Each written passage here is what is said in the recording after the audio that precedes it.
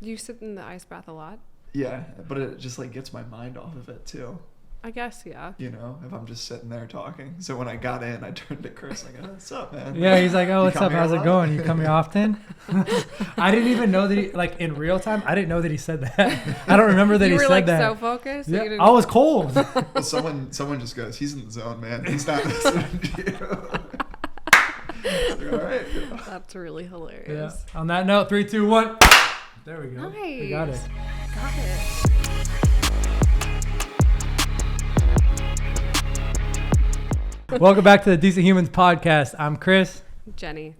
And CORY CAMP. There we go. Today we have Corey, founder of Forever Athlete. Thank you for coming by. Welcome. Thank you Thanks guys for coming. having me. We got the coffee, the water. I'm glad we made this happen because you're just in town for a small time, right? Yeah, I was about to say, what are the odds? Yeah. Taking a nice bath in a parking lot. And you're like, hey, what are you doing tomorrow? I'm like, nothing. What's up? Yeah. You want to come record a podcast? Sure. Why not? Yep. It's amazing what an ice bath will do. It's so random. Like that's the most random thing.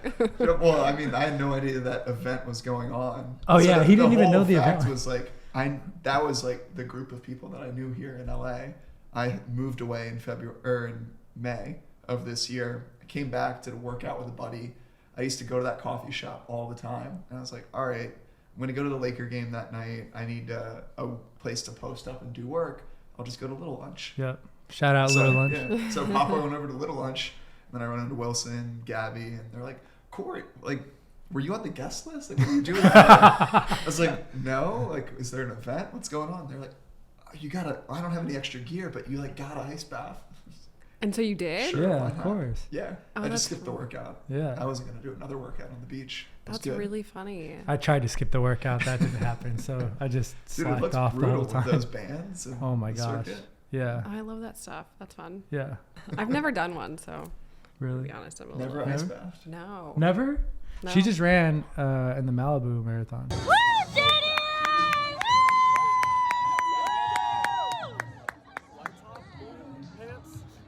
Great top. The half, right? Yeah. This past Sunday. Yeah. It was Nice. rough. It was rough for me. I didn't train or prep. I love that. How do you feel now afterwards? I mean, I was so sick after the run, like throwing up, like couldn't keep down water. But I feel I like worked out 2 days later. Okay. I ran earlier this week already, so. No prep. You just went right into it. Well, I run and I work out a lot consistently Okay. anyways. And I run pretty much like 3 or 4 days a week, but not like 13 miles. Good on you. I did early pandemic. I switched up from, I wanted to do a lot of weightlifting stuff. And obviously, gym's closed. So I went out for a 5K. And I was like, this wasn't that bad. Mm-hmm. Fast forward 6 weeks later, I just kept adding distances each time. And I ran a full marathon solo, like Memorial Day of 2020. How'd that go? Oh my And it gosh. was brutal. Yeah. Like, one of the hardest things I've ever done. I did that basically This girl too. just found herself. There you go. I accidentally ran a full Yeah. marathon one time It's because the I was worst doing when a, that I was happens, doing right? a 10K or something, and the routes crossed with someone else with another group that was running, and I just kept running.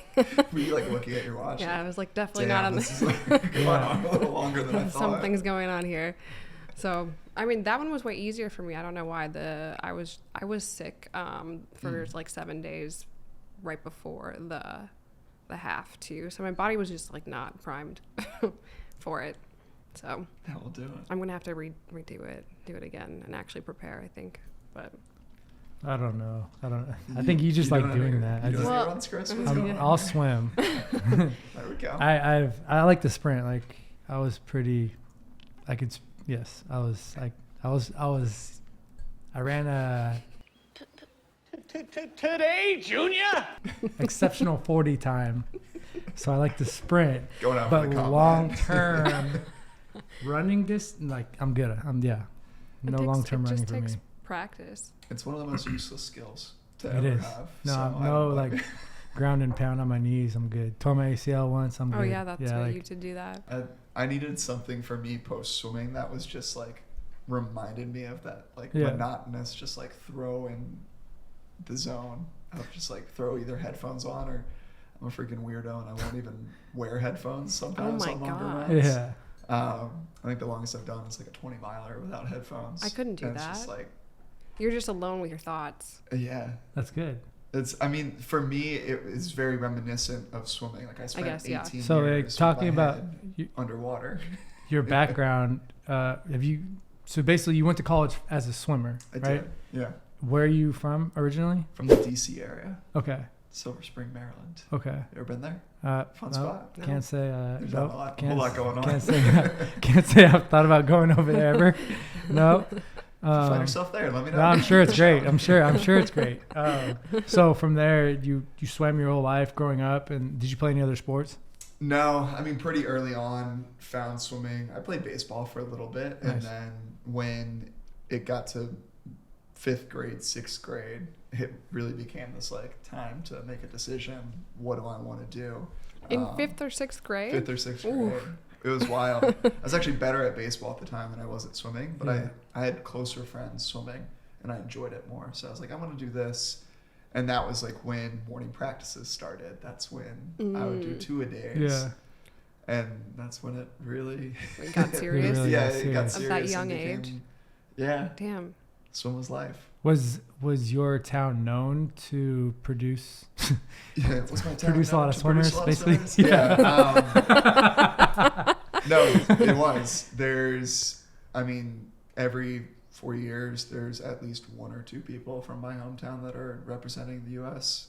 No and- Michael or Phelps? another- Phelps is from Baltimore, but just Oh, like 40 wow. minutes from us. Interesting. So same kind of like talent pool Yeah, yeah. there. It was actually really fascinating. I had a college teammate come back to my hometown with me at one point in the summer, and he's looking at my summer pool team record board. He's like, "This is so weird, dude. You're like one of the only people I know that has more college team records than your like summer league pool. Like summer league was supposed to be like the lower level, everyone does it kind of deal." I was like, "Dude, I'm telling you, like this area was just so fast that I needed to get out of it to, Yeah. to separate myself and like really make my own name." Yeah. So that allowed you to go to University of Delaware? Delaware, yeah. Yeah, cool. Roll hens, baby. Blue hens, like one of the weirdest mascots. But yeah, went there and it was a great time. It was the one university that when I was going there, going through the recruiting process, was a really interesting one for me. So was talented, but I didn't have a ton of colleges like reaching out to recruit me. And as soon as I started to get some interest, some schools, East Carolina's reaching out to me, Cal Poly, Arizona State, and they're trying to set up times for me to come and visit in the fall of my senior year. There's one Saturday morning practice where I'm going to practice, and these are like 3-hour ordeals. And we get towards the end of this one Saturday morning, and I'll never forget, we're doing sprints off the bulkhead, or off the blocks to the bulkhead. It's only about 12 yards. What does or that so. mean for Yeah, the what- non-swimmers? For non-swimmers. So you have the deep end, like the Mhm. well of your pool, and then you have the shallow end. It's divided by this thing that goes across side to side. And that's what we would call the bulkhead. And that's usually adjustable. So Okay. you can move it and reconfigure the pool depending on what you're using it for, whether it be meets Yeah. or practices. Well, if Johnny answered a clip right Yeah. here. There we go. Yeah. Visual representation Yeah. of a bulkhead. This is what a bulkhead looks like. And so we're doing sprints where we get up on the blocks and we sprint 12 yards. We hop up on the bulkhead. And I like to say it's like almost like you're walking the plank because you got water on either side and you just walk off to the side. Yeah. No problem for most people. Well, that one Saturday, what I notice is my heart rate is a little bit elevated going into this one sprint. I'm like, okay, it makes sense. Been practicing for a while. I'm getting tired. I just can't like catch my breath, but I'll just do this next rep. So I do the next rep. I get to the bulkhead, pull myself out, and all of a sudden I'm like, dude, my heart rate is racing, like faster than it's ever felt before. And I noticed my hands starting to lose feeling. My feet are starting to lose feeling, and my vision's starting to go. And I don't know, I'm 17. I think the wisest thing for me to do is to walk the plank to the side of the pool to just like get to safety. Yeah. Looking back, hindsight, I was like, I should have just sat down and I would have been way more safe.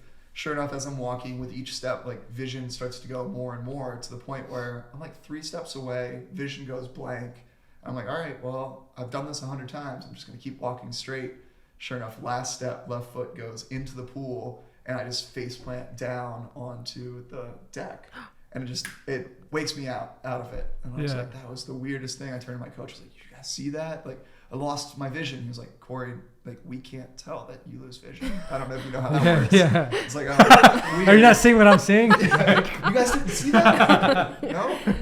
Let me put these glasses on and you'll see it.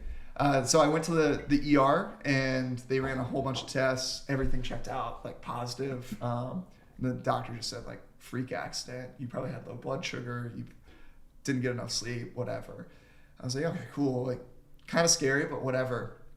And the problem became that same instance started to happen not just once a month, but twice a month. Oh, no. 3 times a month. Wow. Anytime I got really stressed and started to go to all these cardiologists, went to GW, went to Georgetown, Johns Hopkins, the best of the best in really not just the area, but in the world. Yeah. And each one is telling me, like, just give up on swimming. Just stop swimming, because it only would happen when I would swim. Oh. And I was like, but you don't understand me. Like, swimming was how I defined myself Yeah. really Yeah, at that of time. course. Anyone that knows me from that time period in my life just knows me as Corey the swimmer, the dude who smelled like chlorine 24/7 and was like constantly some really falling great asleep in high identifiers. school classes because he had been up since 4 a.m. Yeah. It's like, yep, that's me. But eventually I was just like, I don't want to stop. I want to figure out, like, how to do this. But I was scared, really shitless, to tell these college coaches that were offering me scholarship that I couldn't, like, not that I couldn't swim for them, but I now there's a had this problem with me and I don't know the solution. What should we do?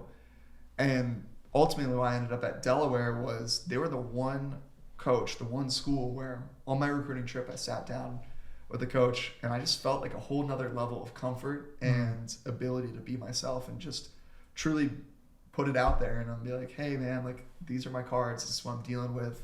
As much as I would love to swim here, like, I totally understand if you don't want me. And he just looked at me and goes, Corey, like, whatever you're going through, we'll figure it out, but we'll figure it out together. Just, like, come here, we want you on the team. Yeah. It's like, That's awesome. okay, Yeah. college dream. Now Yeah. like, realize we're set. So that was that process of, like, getting to that level.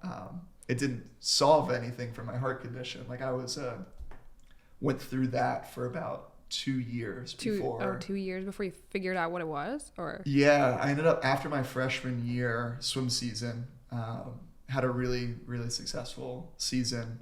And I was seeing a cardiologist now up in Delaware at that whole time. And he goes, I think I know what you're going through. The only way we can tell for certain is we put you through this experimental surgery. There's a 50-50 shot that we, like, go through this and we solve the problem right then and there and it's seamless, it's not that big of a deal, or you have a 2-month recovery period and, like, still have this is this like heart surgery? heart surgery. Oh, God. Not so it's not open heart. Yeah. So what I had done was called an EP study with possible catheter ablation. What that means is they were All I heard looking- is catheter. catheter. His brain So checked out. Yeah, possible catheter ablation. So they don't go in the way that you think. Yeah. I had that when I had my ACL surgery, and that's all I need to know. You're like, I Yeah. am good, Fuck man. that. I'm good. So what they did was they actually made these, like, microscopic cuts in the veins of my groin. Yeah. And they inserted catheters there, and they were able to scope me all the way up through the veins into the heart from that. So I'm like, dang, I have this heart surgery story, but I don't have, like, a gnarly scar to show them. Yeah, look at this. This is what I went through. Which is cool. It's still good. you know? Yeah, so what they did was they went through there and it was an EP study. So they were looking at the electrical, like, signals going on in my heart because they had a feeling that was what was wrong with it. That was causing the extreme heart rate. And so they were studying it. And the best way that they knew how to study it was I kept telling them it only happened during times of immense stress. Well, stress, what hormone, like, causes that in most of us? Adrenaline. Yeah. So I go under, but I'm not fully knocked out. I'm in the hospital, and next thing I know, the IV just start getting pumped with adrenaline. Just pure adrenaline to my veins What to did that- see. Do you remember what? Like, you weren't totally out. I was aware. I was, like, conscious that, like, they were operating and doing something, but I couldn't feel anything. It was like a weird, like, lucid dream kind of scenario. And when they did this, sure enough, I had 3 or 4 cells on what's known as your AV node. So your heartbeat starts at your SA node, it goes down to your AV node, and then it is supposed to then go bundle, hiss, and complete this circuit. What mine was doing, I had what's known as AV node reentry. So signal would start at the SA node, come down to the AV node, and just go right back up. It would take a little shortcut. Yeah. And I had these 4 cells, just 4 cells. That's it. That was causing this issue for about 2 years of my life. And they were able to identify it on the spot, and they just possible catheter ablation. This means they just burned them off. They just killed them with heat, like extreme heat. And then that was it. So they pumped you with adrenaline so you weren't able to feel anything. They pumped me with adrenaline to elicit a stress response. So that they could see. It was like those cells only kind of let themselves be they only come known to surface when you're they really were stressed. stressed, which is wild. But yeah, the one time we were able to put metrics on actually catching this whole heart condition was 350 beats per minute was my heart rate.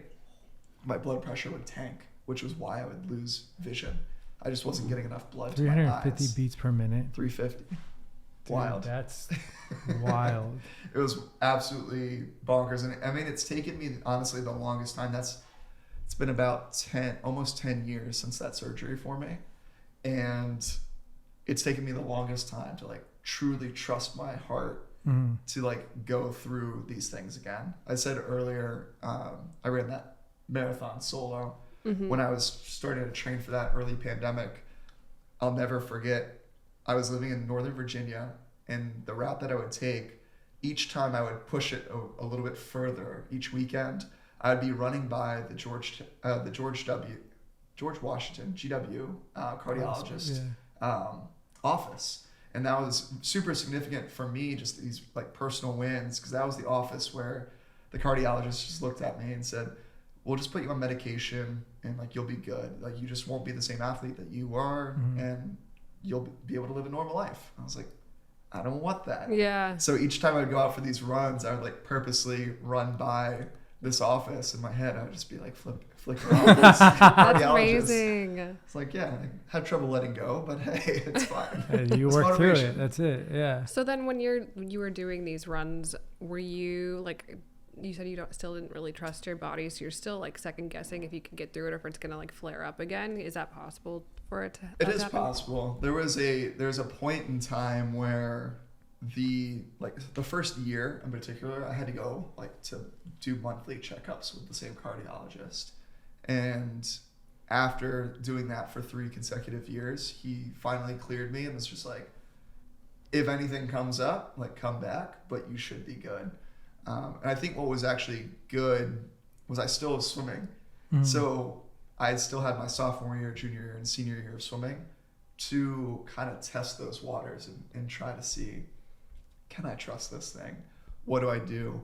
But I just would avoid certain things that I knew used to trigger it in the past, like hypoxic work. Holding my breath for extended periods of time causes anyone's heart rate to skyrocket. Yeah. I was gonna say, well, I don't know what that is, but okay. Anytime you hold your breath, you're depriving your body of oxygen. Okay.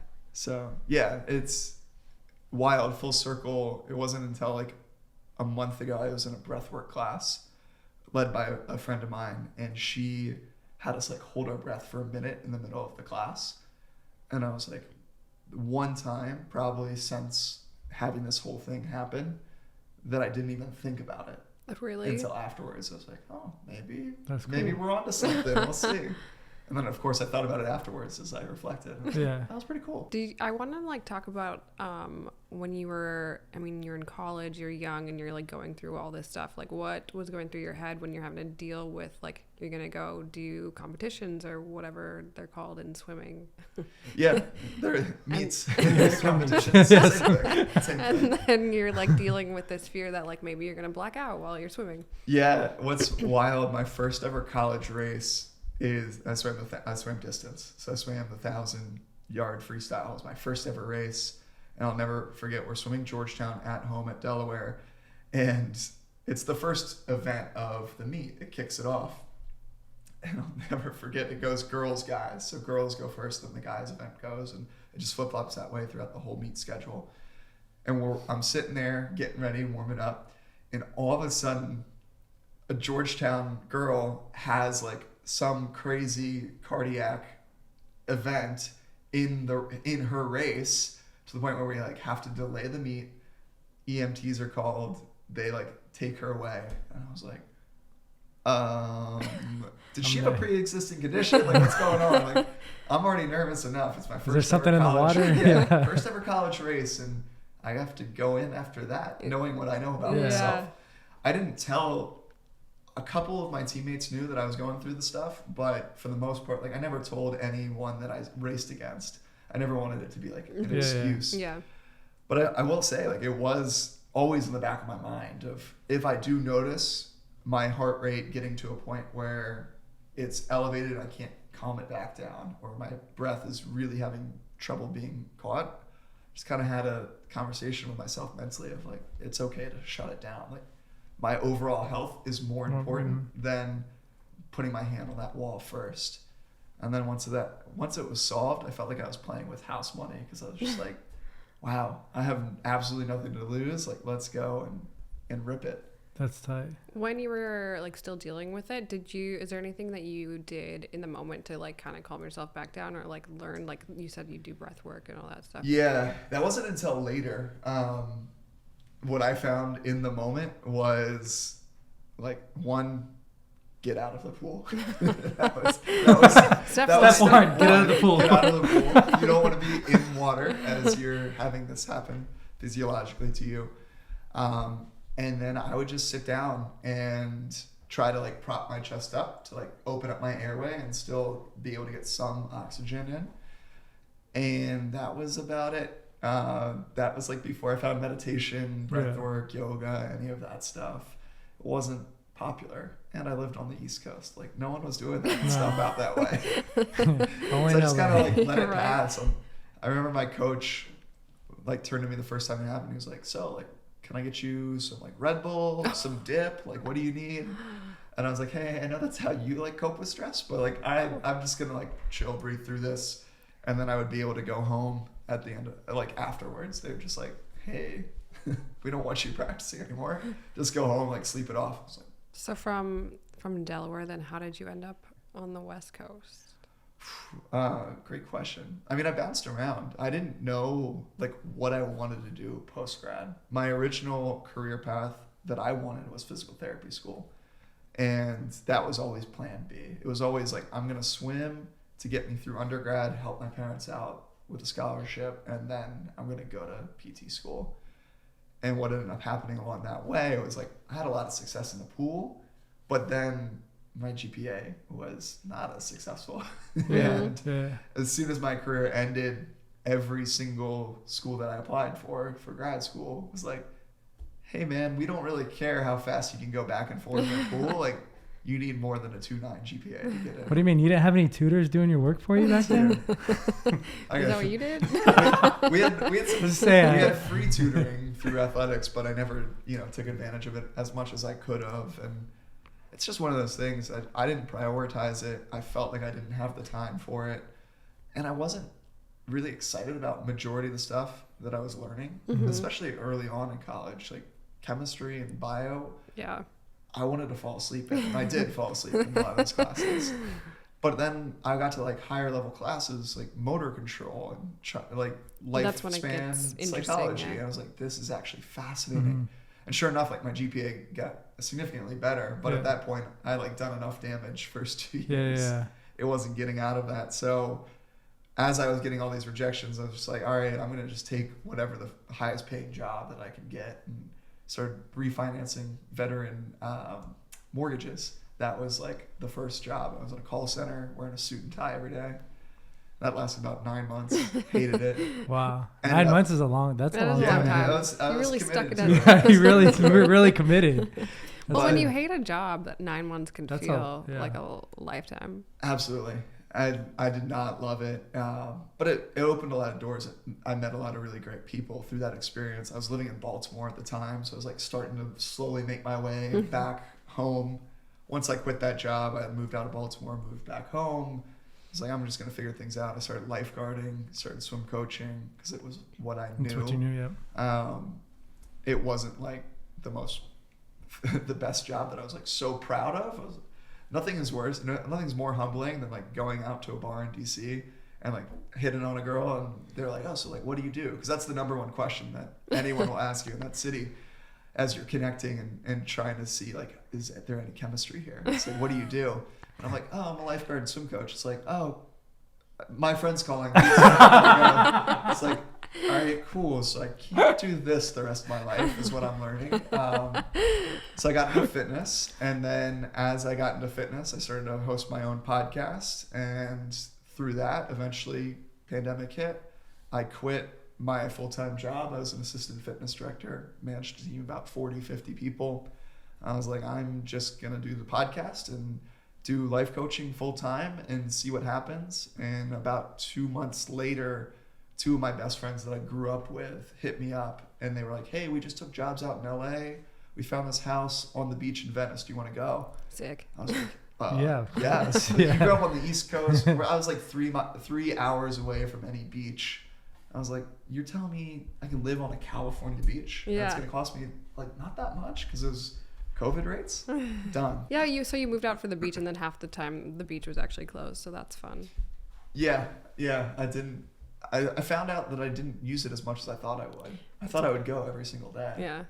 And I would maybe go once a week. That's how my experience when I moved, I was like a block off the beach. And for the first like 3 years, I never went to the beach. And then during COVID, I was like doing this sunrise meditation. I'd walk over the beach and meditate. And that's like my first really like real experience with the beach. Yeah. And now like when I come back and visit, I'm like, one beach day. I need at least Yeah. some time Yeah. around the sand. Yeah. And go from there. I couldn't imagine not living by it now. I was never by the ocean my entire life, and then like within the past year and a half or whatnot, when I started surfing, like it changed everything. Plus, like you think about it, like I'm like, what are ways to get me out in the sun for more time? You know, like getting sun exposure, getting like your feet in the sand, and all these different things that are actually beneficial for you. The water, right? Like the ocean water, it's like so beneficial. Like what forces me to get into that, right? So like surfing has helped now, but I couldn't imagine not doing it anymore, you know? 100%. I mean, I'm fortunate that Austin has a lot of water stuff still. I mean, it's not the same, obviously, as the ocean, but we have a lot of natural springs that I can go swimming in, a lot of stand-up paddleboarding spots. I always say, like, the water's my happy place. It always has been and always will be. There's just something, for me, so calming and soothing of just literally being able to float and just be there and just chill. It's like time stands still for me. Yeah, absolutely. I went swimming with a friend yesterday here in El Segundo, and I was like, this was the best way to start the day. Oh yeah, I saw that on I'm like, why don't I do this one? Yeah, for sure. So I want to go back a little bit because you've been sober for almost 2 years now. Wow, congrats. Thank you. And so that's a big accomplishment. Yeah, absolutely. That happened during the time that you came here? Yeah, right before I moved here. Like New Year's Eve 2020 going into 21 was kind of this moment. I mean, the backstory was, for the longest time, like I was not okay with how my swimming career ended. I wasn't okay with the trajectory that my career was on. I wanted to make a change and I didn't know how, and I didn't know how to like sit long enough with feeling an emotion to actually process. So I just numbed it out, and that showed itself up into points in my life where I would drink like a fifth of whiskey before going to the bar, and like that was my pregame. And I was like, I'm not a big dude, like 5'10", like 170. Next thing I knew, I'm like 5'10", 195, almost 200, and I just put on a ton of weight throughout the drinking, and I was like, what am I doing? Thankfully, when the world stopped in March 2020, that was like the pattern interrupt that I needed to start building some momentum to experience something else other than Thursday night, Friday night, Saturday, Sunday all day, drinking culture. And what I realized was like it wasn't an issue for me when I was swimming, because swimming had these boundaries in place where we weren't allowed to drink 48 hours before meets, and meets typically found themselves on Saturday at some point. So that meant like we weren't allowed to drink Thursday and Friday. And if someone else told me, like I've always been like a rule follower in my life. So if someone told me that, of course, I'm going to follow that rule. And what I realized was as soon as swimming was removed, I all of a sudden had like the rule book taken from me. I had no rule to There's follow. no structure. There's no boundaries. Yeah. So of course, if someone asked me to go to a $2 Tuesday, I'm going to go to a $2 Tuesday. Yeah. Someone asked me to go to Thirsty Thursdays, $5 pitchers on Wednesdays. Like, why not? Why not? I'm going to these things, and I don't have an early morning on the back end to like get me up and like really watch what I'm consuming. And so throughout 2020, I had just found myself repeating the same things like post grad as I'm going to these bars, doing the same thing every weekend. It just felt like my life was on like this repeat. Yeah. And it wasn't exciting. It was like fun in the moment, but it wasn't actually bringing me any joy. So when things paused, I finally was able to like sit with something long enough to recognize maybe I don't want to do this all the time. And then I went and started my own business with Forever Athlete. And I was like, all right, I'm going out on my own. I'm taking a risk. I'm walking away from a salary and a pretty decently paying job. What am I going to do? I couldn't look myself in the eye if I was drinking and doing that same behavior every single weekend. And like the business is failing. Right. Like, I couldn't live with myself if that was the reason why the business failed. So I was like, I'm going to remove myself from that problem. Started scaling really back. And then that New Year's Eve got invited to 2 different functions. One was a like intimate dinner with friends, 2 friends. They were like, we're going to do potluck style. We'll cook together and it'll be a good time. I was like, that sounds actually like really what I want to go do. And then the other thing was a huge house party with friends who were like, we're going to black out, forget 2020. It was the worst year ever. And it was like the first time, and as long as I can remember, where that messaging just really didn't resonate with me anymore. And I ended up going to both, which was interesting because I was moving out of that area 2 weeks later to move here. And I did it in a way where I was like, okay, I'm going to go to the house party for an hour as they're setting up. And so I went and helped set up. I had some pizza. I said what's up to the people that I wanted to say what's up to. And then I was like, okay, I need to go make my rounds and see people before I move. And I went up to Baltimore, had 1 drink that night. And I just said to myself, let's try January. Let's do dry January, you know, take it one day at a time, see how this feels. And I felt so good throughout it that I was like, I'm going to just keep sitting with this. And every time that I have an opportunity to drink that comes up, I just kind of sit with myself for a minute. I'm like, what do I gain by this? Is it something that excites me and that I actually want to do? And I just haven't found an opportunity, a situation where the answer to that is yes. Been to weddings, been to bachelor parties, done all this stuff. So you're more like going at it in like a case by case situation and not like the big daunting I'm quitting forever, right? It was never I need to go sober for the rest of my life. It was just, I'm going to explore what life is like without this in it. And I've been pretty happy in my own experience with what I found. It's not for everyone, that's for sure. I have no like judgment towards people that still want to live life that way. I just like to share my experience because hopefully it opens up someone's eyes and door to create a new experience for themselves. And go well, it's almost like if you're looking at the end goal, it gets so overwhelming. Like, I'm never going to do this again. But if you're looking at each opportunity that comes at you, the process of it, you're just like making that decision day by day. It's not as like intense or daunting. It doesn't feel like it's forever, even though I mean, it becomes forever. It just becomes a lifestyle.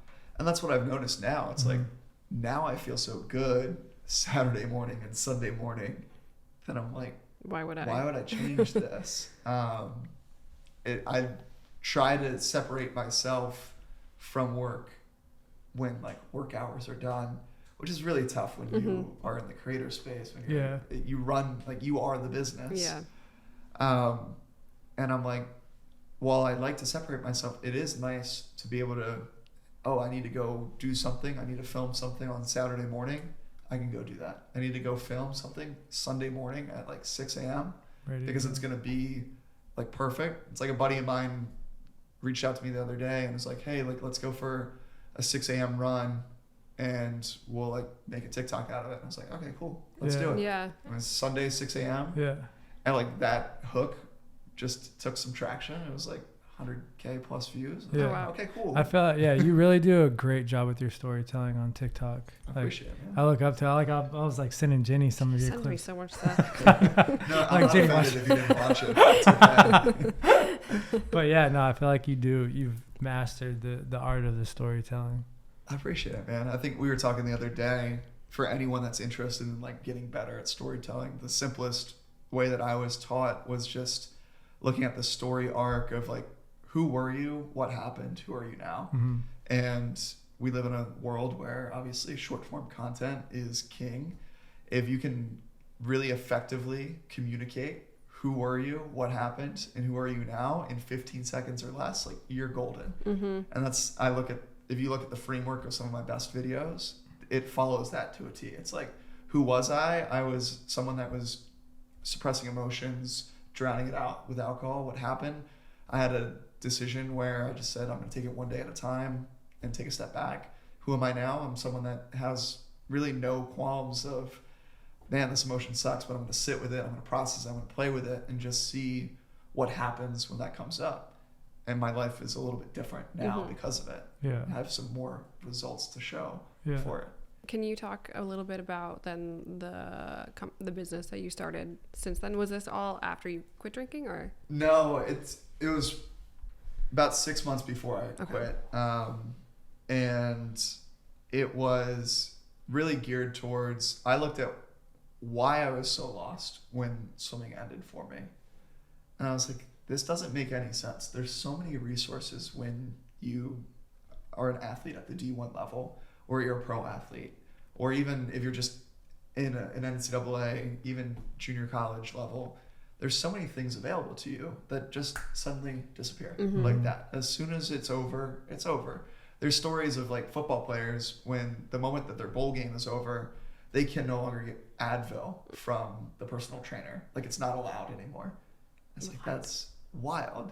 So like if you can't get Advil, you definitely can't get access to mental health resources like therapists, psychiatrists, nutritionists, personal trainers, athletic training staff, all of that. I was like, that seems to me to be like a very large gap. Yeah. So where Forever Athlete really came out was identified that gap, and I said, what would it look like to kind of provide those resources, to provide proactive mental health, personal development in a way that is centered around the athlete experience, because it's a different language that I think a lot of athletes speak compared to, I don't want to say most people, because at the end of the day, like we are most people, but I personally learn best through doing and going through things. So that's why I wanted to do retreats and hands-on workshops and very interactive talking points, because I want whoever I'm speaking with to go through something and actually feel a change and go from there. But that was what it was born out of, is like I was starting to read the personal development stuff and I was like, I kind of get this, but then I found I had a knack to put it in like simpler terms. It's like, I'm going to start doing this. And sure enough, it just started landing with people and they're like, oh, okay. It's not this crazy woo-woo stuff. It's like concrete. Well, like me growing up, all I knew was sports. All I wanted to do was play professionally. All I wanted, like, that's my only focus, right? And like I played from anywhere from the D1 level to the NAIA level, like on all aspects. And eventually I got hurt, and eventually like you're going to have to transition, right? Some goals aren't going to be a reality. And I know so many people, there's thousands and thousands of athletes that I feel like deal with the same exact thing. And when it hits you in the face, you're like, now what? Right? Like, now what? Like, it's taken, I don't know, 6, 7, 8 years to really like redirect and find a new purpose. Some people, they never find it. Like some people, like it's immediate, but I feel like that is one of the hardest things to be able to transition out of as an athlete into a whole new purpose and a whole new goal and a whole new perspective on life. 100%. I mean, two quick points there. I mean, you're 100% right with, that's how so many people feel. And what I like to do is flip it back to a lot of athletes and to just simplify it. It's, you were curious about your sport at one point. That's what got you foot in the door, whether that be like your parents put you in it, or you went to your parents and you're like, hey, everyone's playing flag football. Can you sign me up for it too? Or everyone's playing Little League. Can I go out for T-ball? at some point, curiosity, when you explore it enough, becomes a passion. Once you become passionate, you're on the right track to purpose, but it's the precursor to purpose. You have to continue to add curiosity to that passion over and over again, and then with time, it becomes purpose. So what I often tell a lot of athletes, you have to release the expectation that that first thing that you do post-sport is going to fill that void right away. It's not. Mm-hmm. But you're better off pursuing something that you're curious about. And then as your curiosity grows, you start to identify more new things that you're passionate about. And then eventually it will become a purpose. I don't even know if what I'm doing right now is really, truly my purpose. But I do know that like over the years, it's gotten closer and closer to feeling like that. And the second point that I wanted to kind of make was athletes are used to experiencing flow, which is that in the zone moment, and it's a state of mind. It's a state of being where nothing else matters. You're locked into that task at hand. It's a really powerful, effective state to be in. We can get it in conversation. We can get it in other areas of our life as well, but athletes are the most familiar with it in their sport. And where that becomes a little bit dangerous, it's like if you had one key to that house your entire life, and then all of a sudden you show up one day and the house is like foreclosed on. You can't get into it anymore. Your key doesn't work. You're going to be pissed. You're going to be like, what do I do? Now I'm homeless. And that's what athletes feel from a psychological level. We can get locked out of accessing flow when you lose what is known as your primary flow activity, which is sports for a lot of athletes, or careers for our parents' generation. The people that stay in the same career for 40 years, that's their primary flow activity. So when they retire at 65 or whatever, they go through a tough transition as well, because they don't know how to find flow anymore. So the solution really there is like planting seeds, this holistic identity where you're actually trying to get flow in other areas that aren't your primary flow activity. You still have that, you still do that in your life, but you can start to find it in other things. That's why exploring curiosities helps you find other passions, and you're not so just dependent on one house. So that way you don't look in the mirror one day and you're like, I don't even know who that is. I don't know how to access that person. What do you tell the person that has the one job, the one salary, that doesn't know how to explore curiosity? I was just thinking about that. We talked about like opening up your creative brain recently. Do you think like you have to open up like your ability to be curious again if you've been so stuck in 100%. one thing? So without going down the rabbit hole too much, flow has 22 psychological triggers, 10 of which are individual, 12 of which are group. So you can experience flow in a group, like when 2 or more people sit down and have a really good conversation, you hit it off, whether it be first date or just good conversation. You're like, wow, that was something different. Like I felt something change my body chemistry. That's flow. And we can experience individual or group. And one of the things is curiosity. Like when you're doing things that you're naturally curious about, you're going to be more likely to trigger flow. But you can also look at novelty and like stuff that is nostalgic. So that's why like going back to your hometown sometimes feels really good at first because it's nostalgic, it's familiar. Same thing with looking at where's the current challenge that you're facing in relationship to the current skill level that you are. There's a sweet spot that exists between those two. That's where flow really lives. So for someone that isn't used to like exploring their curious side of things, not all hope is lost. You can find it in other areas. What I like to tell people is like, peel back the layers on the thing that you are doing. Like, what is it that you truly like about work? Like, peel it all the way back to the fundamental core things. It's not that you like spreadsheets. What about spreadsheets? It like really excites you because that excites some people, whatever it may be. And then once you can identify that, then it's like, okay, great. Through that lens, through that filter, let's start to look at the other areas. Or like, where can you find that same thing? Like I found for me in swimming, this is a great example. I'm an extroverted introvert. I really value time to myself and I recharge when I'm alone, but I can turn it on and I can perform. And swimming was perfect for me for that because I had my teammates and I could talk to them during practice or talk to them during meets. But when it came time to really perform and put my head down, like it was just me and the black line at the bottom of this pool for however long I needed to. I was like, okay, cool. With that understanding, like that's why I really liked swimming. It gave me a good balance of the two. I need to set up my day that way. I now know that like, hey, when I come on a podcast, it's great. It's high energy.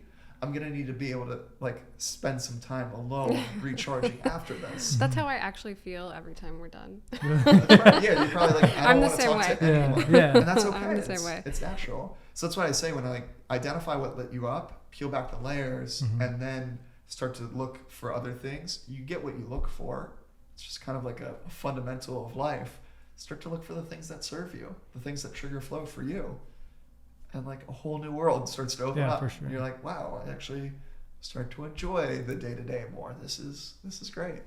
So for the athletes that you're working with, are they all athletes that are like finished with their respective sports, or do you start with them while they're in their sport so that they can prepare for life after? Yeah, it's a mixture of both. I do have some athletes that are still currently in it as young as like sophomore year of college onwards. It gets really tricky when you try to work like 18 and younger, just when the world of You're 16, youth. but you're going to go through this and then you're going to be done with it. So Yeah. It No one gets wants to know tricky at that with age, youth yeah. athletics. For There's sure. just so many hoops and red tape that you got to jump through. And even when you're dealing with college kids in general that are still athletes, you have to go through their schools. So one of the things that we do is we help consult with a lot of athletic departments across the country on their programming for athlete development as a whole.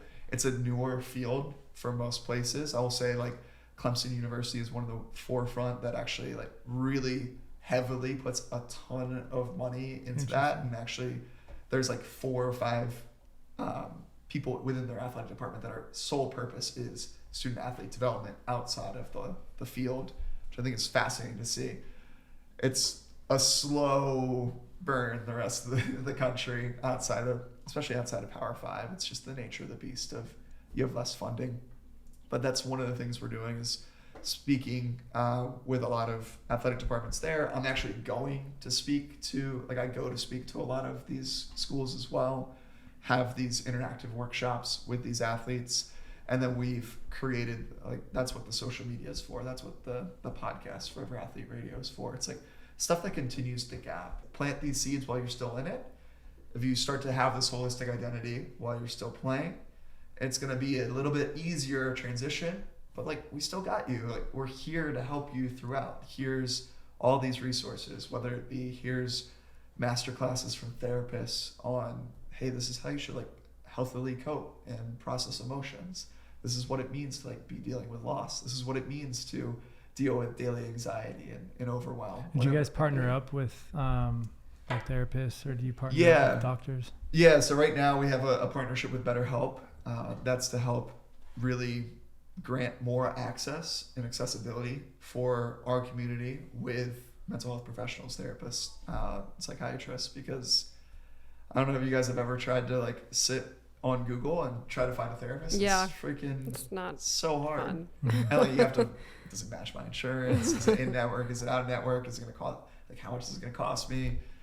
And by the time that you're you find someone, you're yeah, do I go? I was so, it's got to be easier. And that's our whole thing there on the mental health front is making it as easy as possible for people, because athletes in particular, it's just the nature of the beast. We're a little bit more slower to the draw to actually open up and talk about things. Mm-hmm. We're used to suppressing. We're used to just compartmentalizing and say, well, I can move through it. I feel like you're used to keeping an even keel so often, right? Yeah. Because you don't want to get too high or too low on your emotions. And the carryover or the caveat of that, you feel like you've gone through so much adversity, it causes me at times to be stubborn in certain areas of my life that could have acted on quicker or could have solved quicker if I would have just gotten or seeked out that help.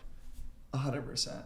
Yeah, and I think there's a huge lesson to be learned. There's a difference between compartmentalizing and keeping it even keeled to get through what you need to get through, whether that be get through the game.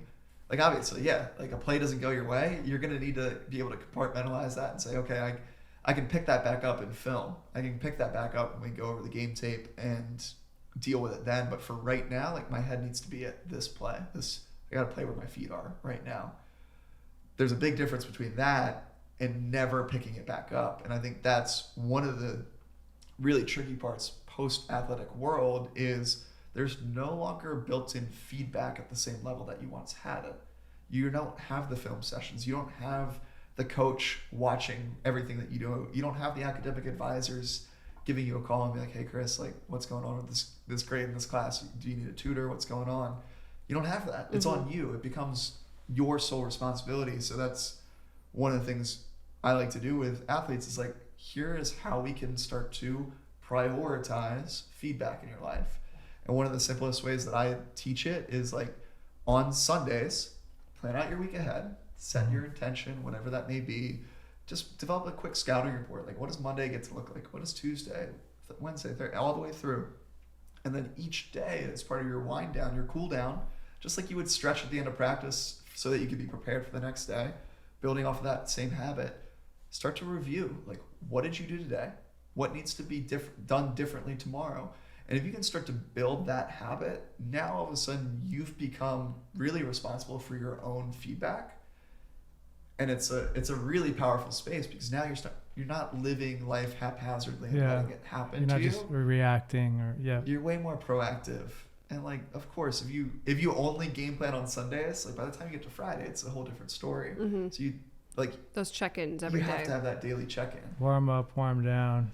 I've turned to Notion, and I really like Notion for all that. Do you use that for like your daily life? I know Chris got us on it for the podcast. I really like, because I feel like I didn't have a structure that I needed prior, and I feel like it really just, you can see everything visually. You have a structure. You know what you're doing for those days. You can, everything. There's so many different layers you could use for it. It's easy. I use Monday.com, but I've played around with Notion as well. And it's all I don't want to say it's all the same. It depends on like your personal preference.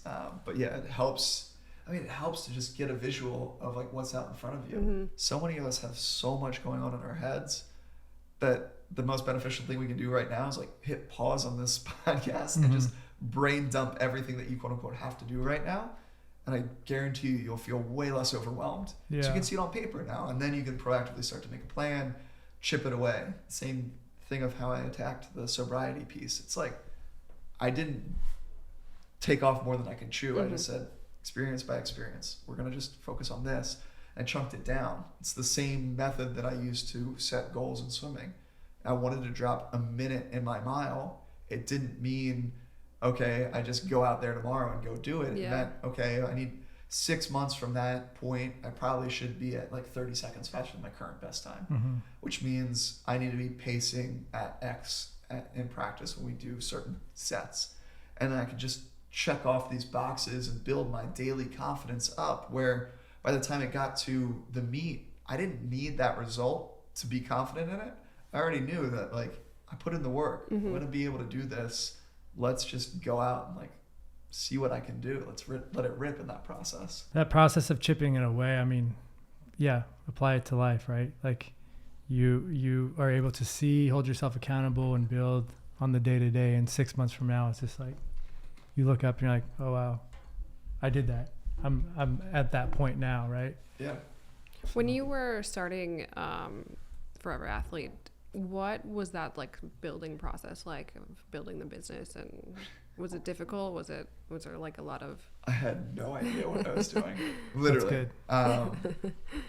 I had gotten a few certifications in like the life coaching space, mental performance, and I just felt a calling to do this, and I was like confident in being able to help people through it, but I was just like, I have no idea how we're going to do this. So I just kind of like flopped around in the dark for a little while. And I feel like just now, a little over 2 years later, we're really starting to get traction, and like the whole thing has kind of come to life.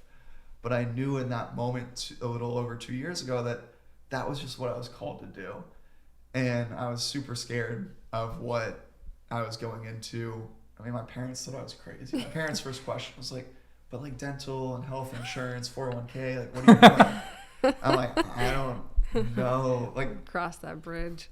I want to cross that bridge when I get there. Yeah. And I was like, hey, that was a tough conversation, but a conversation that needed to be had. I was like, hey, we value these things differently. Like they're not make or break. Like I'm not going to stay chained to what I don't want to be doing because it checks those boxes. I'm going to do what I'm going to want to do, and I'm going to like just trust me that I'm going to help figure it out. And once we had that conversation, it was so much more enjoyable to like sit and talk with them. There was a few month period where every conversation was, so have you gotten health insurance yet? Have you gotten like whatever? I'd be like, no, but trust me, I'm going to get it. I'm going to get it. And they're like, okay, it's coming. And I eventually was like, hey, every time we talk, if that's the topic, I don't want to talk. And they were like, oh, okay, we won't talk about it. I'm like, okay, great. I was like, can you ask me about how the actual business is going? Like, what's going on here? I get that you're concerned, and that's how you show it to me, but trust that it's going to be taken care of. So I think, yeah, early on, it was like I had this trust in myself that I was going to be adaptable and I was going to be able to figure it out because I always have. I wrote out I'll never forget, like, the moment that I realized like I need to leave this job and start this and go all in was I wrote out my story of where I had been through everything in my life to get to that point in time. And I suggest like everyone do this at some point in your life. And you'll start to be like, holy crap, I forgot I went through that. Like if you ever need a confidence boost, like that's it. And that was like, I was like, oh, okay, I'm sitting here with this decision, but like, I've already done X, Y, and Z. Yeah, like I overcame this heart condition. I was able to do this. Okay. Like no one, all these schools that told me I was too slow, I ended up faster than all of their kids. Okay.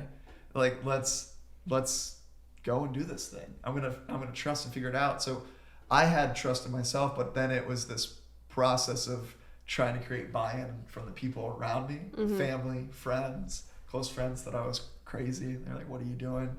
It's like, yeah. And ironically, those are the same ones that are like, oh, cool, you wrote a book. Can I get a free copy? I'm like, of course. No, like I wrote a book. Like it took a while to get here. Like you can pay me $20 for a copy of this book. Or like I'm throwing an event and it's like, oh, can we get a free ticket to your retreat? And I'm like, no, that's a $1,500 retreat. No, like we'll talk. Like, I'll give you a friends and family rate. I'll take care of my people, but there's a big difference there. But yeah, it wasn't until probably about 2 years in, once TikTok started to get some traction. Now all of a sudden my friends were like, oh my God, like it's so cool to see, like this is like a thing. I'm like, thanks. It's always been a thing in my head. It's always been a thing. Why is it that like they need to see it successful on social media to believe in the success of like the... I think what's wild right now, the world that we live in, it's like we're way more likely to believe something if it comes from someone with like X amount of backing to it. Like something maybe happens psychologically. Like Instagram for the longest time, right? It was like that 10K threshold. Yeah. It's like all of a sudden you cross 10K and you're the shit. Everyone like now trusts you. I still haven't hit 10K on Instagram. I don't know what I'm doing. And it doesn't matter. And it doesn't actually change anything, right? Nobody. It's like, but yeah, it's like something psychologically there. Did you guys ever see that it was like a series or a movie on HBO called Fake Famous? Yeah. No, I haven't seen it. It's pretty wild. They did a social experiment where they took 3 like random people who had like average like 1,000, 2,000 people following, which first off is so weird when I catch myself saying that. I'm like, if you ever have 1,000 people in a room, you're gonna be overwhelmed. Like that's a lot of people. Yeah. That is. And somehow in our heads we're like, oh, you have 1,000 nothing. online. That's nothing. It's like, all right. That's a really when's good the last point. time you like talked to 1,000 people at once? Yeah. Probably never, unless you're like a legit public speaker. But they took these people by Instagram standards, our standards, smaller followings. They had a casting. They had a whole casting. Like it was an audition. Like they had like these quote unquote normal people come in an audition room, like you would do for a commercial or anything else. But it was telling their story as to why they should be famous. Yeah. And so then the social experiment was they just bought followers, likes, and engagement on Instagram. And what was really interesting was at a certain point, things started to turn where it was like, as soon as, I don't even know what the actual threshold was, but as soon as enough fake people were there, all of a sudden real people started to like buy into it as well and buy into it. And like the brand deals started to come in. And it was like, oh, okay. And so they were able to actually make it happen. Like the one girl who's the most successful on Yeah. there was like an aspiring actress, but working as, I think, as a server out here in LA. And because of this social experiment, was like actually getting legit castings That's because wild. of the fake following. followers. But enough fake followers then warranted more people. I think it's that early adopter curve that we see all the time in like tech startups or really any company. It's like you have to be able to win over your early adopters and be very clear on who those people are. And then at some point it becomes mainstream. You have to get past that tipping point. You have to be treading water long enough basically to get that. And that's kind of how I viewed what I've been doing the past 2 years. Is like I've been treading water. I've been accumulating credit cards and just like kind of doubling down. Everything I've made has just been reinvested back into the business. But in doing so, it's like, okay, I'm just now starting to see that like exponential growth curve coming up now. And it's exciting. Yeah. And that's what keeps me in this like positive mind frame. Even when I look at, you know, certain bank accounts, I'm like, oh shoot, like I don't really have a crazy amount in there. You know what I mean? I have enough in there where I'm like, I'm good. I can pay rent and I can do this, but not to a point where I'm like, oh yeah, I'm chilling. I can just go kick up on the beach for. The cool thing is that you have that belief and you've instilled that belief in yourself, right? Like that's the step one. Like you have to go through adversity in order to build that belief in yourself, in order to move on and build what you're going to build. Nobody's going to believe in yourself until you do. 100%. That's the process. I think we can build that belief in ourselves, right? Like none of us are born, some of us are born more confident than others, but if you want to be more confident, you just make a decision today that like, I'm going to be confident. And that's going to look different for everyone. Yeah. But if you let that intention then run how you show up, your actions on that day-to-day basis, then you'll have confidence on the other end. But we get it so twisted. We think we need something. We need 10,000, 5,000, whatever, people to say, oh my God, you look so great. To be like, I feel great in my body today. It's like, no, you can wake up and you can make that decision. And then it's like, when you start to look through life with that lens, how does a confident person carry themselves? How does someone who feels good in their skin and their body carry themselves? What do they do? What are those things? Okay, I'm going to go do those. And then all of a sudden it's like, I hate the saying fake it till you make it, but it is in a lot of ways, you are like, you're training your body and your mind to be like, no, you are this thing already. And then it's so freeing because you realize you don't actually need anything like outside of you. You have everything. I feel like I just learned so much. I feel like he got us in the flow state. He knows. He tricked us into the flow state. We've been in the flow state. Thank you. That's the secret to a good podcast. You just get in the flow, man. Yeah, I ramble sometimes because I do find flow now in this stuff, and like this stuff like lights me up now. Yeah, of course. Especially like explaining to people like how our brains work, how we can start to see the world differently. I feel like ever since I've been hanging out with him a lot more too, like that's where my mind is starting to go to like really figure out those things. I mean, you talk about it so much, so it's not a bad thing to talk about. No. You know? I just like process. I like to understand like where you got from point A to point B, like the mindset going into it, like the deep dive, all the deep dive, because it's like so much deeper than just the superficial or just surface, right? Like everything. I made the decision, and I just went for it. Yeah. It's like exactly. I made it. Yeah, exactly. Exactly. No, it's just so much deeper than that. And yeah. So, yeah, that's awesome. These retreats, do you want to talk about how they're structured and like what do you guys, what would somebody get out of going to one of the retreats? Yeah, so I call them away games because thanks, on like brand, that. right? I like that. I've done a decent job of building the brand up. So I call them away games because one of the things I realized as I started to reflect back on my life in sport was like, I went to some really dope places around the world because of swimming. But as I sat there, I was like, did I really experience that culture? Like I never traveled there. I was in a hotel, I went to the pool, and that was it. You know, the one time I was able to convince my coach was my senior year in college because only 2 of us made nationals that year. And I was like, hey, his name was Heyman, or John Heyman. I was like, Heyman, like, we're done with this meet. Like me and the guy who also qualified, like we don't have any more events. Why are we going to go to the next session? Like, I don't really want to sit and watch swimming. And he was like, oh, that's a fair point. And I was like, so the SEC championship game is happening at the same time as the session at the Georgia Dome. It's the last major game being played here. Can you drop us off? And he was like, yeah, sure. Why not? And so he like dropped us off. We scalped tickets. We were able to go watch the game. It was freaking awesome. Dude, SEC football, you've probably never. It was never. Yeah, it was but it's an experience. man. It's an unreal experience. It was great, and I was like, man, I want to recreate stuff like that for people. So giving these athletes a do-over to go to these new cities. I've done one here in LA. I did 2 in Austin. We have San Diego coming up next year, and the whole premise is actually built off of going there and experiencing the local culture, being immersed in it. So we're partnering with a lot of local gyms, small businesses, helping really provide a local experience as if you were to go back there and be like, I actually know my way around. I know I can pop into this coffee shop and do work if I need to, or I know I can go to this gym to get my workouts in, whatever that may be.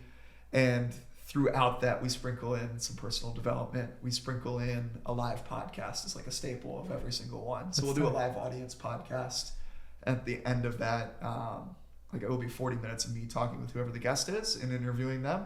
And then I will open up to the audience. They can come in, put the headset on, and start asking some questions too, which is pretty cool. And then, of course, we're eating our way around the city because, like, what athletes don't love to eat good food? That's a staple in my book. And the whole thing is built off of a neurological, like, social experiment. It all follows what's known as the flow cycle, which is the 4 stages of flow. We could sit here all day. Chris isn't like a happy place. I won't go too much into it, but it's 4 stages. It's struggle, release, flow, and recovery. And you can go through 2 to 3 rounds of that a day. And so that's the way that I structure these retreats is you go through a little bit of struggle in the morning. It doesn't always have to be physical struggle. That can be mental as well. Then we go through a little bit of release. We break up. We, take some time alone, do whatever you need to do.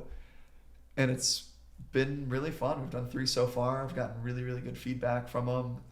Our next one's March 9th through the 12th in San Diego in 2023. I'm stoked because this is the first one where I'm actually really relying on the community that I've built to like build the retreat for me. Because I've lived in LA, I've lived in Austin, I know what to do in both of those cities. Never lived in San Diego, I've only been there twice. So I'm kind of relying on like, cool. Now it's cool because it's flipped. The community can build it. Jameson's out there now too. There we go. Yeah, a bunch of people. Shout out to JMO. Shout out to JMO. Yep. That's how we got connected. That's how we got connected, yeah. Can we have a friend that might want to join one of the retreats that's not here today. Is it Evan? No. Hey, shout out to Evan. I'm always open, man. No. You guys are welcome. Come on down. Hell yeah. No, we just come fun. crash your San Diego retreat. You like just see the itinerary and you like pop up at the same spots at the same time. It's weird. It's kind of like what you did the other day. I'm like, I was like, I just crashed that ice barrel, man. I wasn't invited. Hell yeah. Well, we love what you're doing. Where can people find you? First off, I appreciate both of you guys for having me on. Thanks for coming. This is a blast. This was great. Chris, welcoming your home here. Of course. To me, our set. It's our set. It's our set. Yeah, sorry, in the studio. Yeah, but if people, I've thoroughly enjoyed it. If people want to connect more with me, Instagram's probably the easiest place just with messaging. It's just at CORY CAMP, CORYCAMP, or TikTok's Forever Athlete. And then we have the Forever Athlete Social Club, which is a members-only platform that is really where things are going there. That's where we have like weekly master classes on various topics. Experts coming in. I'm dropping knowledge in there constantly, and it's a cool community feel there. So those are all the things. Social Club is just Forever Athlete, socialclub.com. Nice. Go from there. But thank you guys. Thank you for coming. We'll see you guys next time. Like, subscribe, all that good stuff. Hopefully Evan will be back next time. Peace.